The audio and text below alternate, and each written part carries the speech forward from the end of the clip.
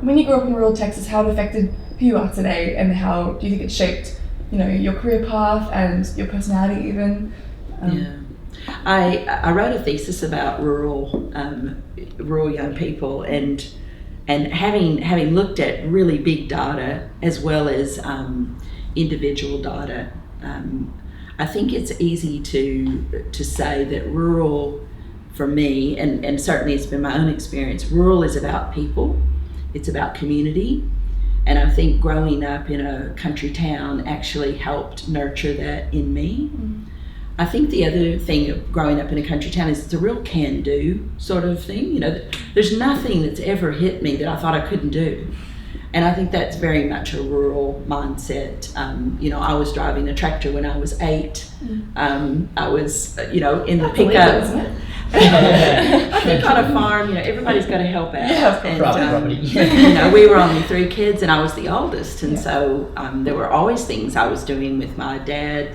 And I learned to drive really early. I was driving around the farm, well before I was probably old enough. but it was a great experience, and I think too, growing up in a rural town, where you know everybody and everyone is connected, so you're responsible. And I think that I have a deep sense of responsibility to other people, and I think that comes very much from being rural. And I think that also is that part of specialness that I sense in Hilda. So taking responsibility for each other, in my mind, is very much a rural value.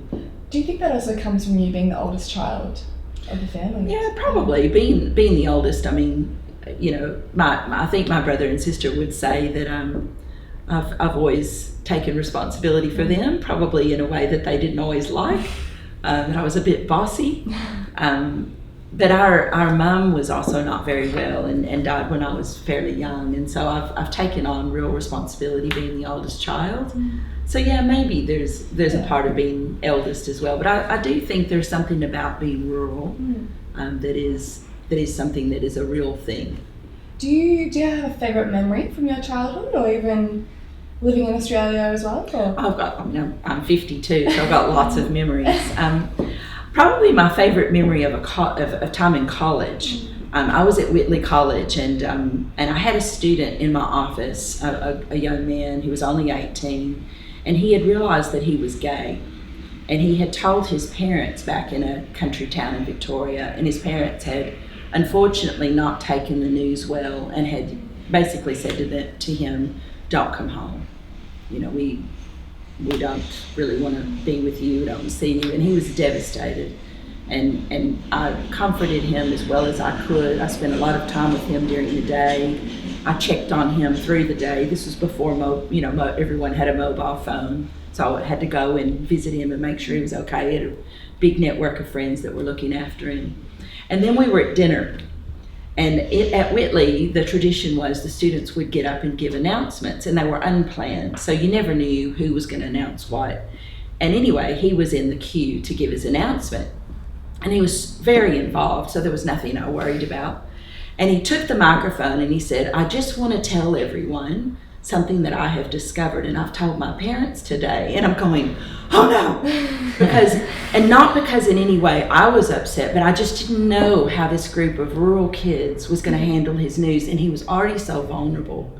And it was like I was in slow motion, going, "No!" But I couldn't stop him. He was already saying his announcement. He's already telling all the students that he was gay. And almost spontaneously, every student had stood up and they were giving him a standing ovation. And it was so moving. And he was very moved, and the students were moved. And that's what I love about it. That's my favorite college story. That's beautiful. Yeah. That's beautiful. And I'm still in relationship with him today. That's so. good. Yeah.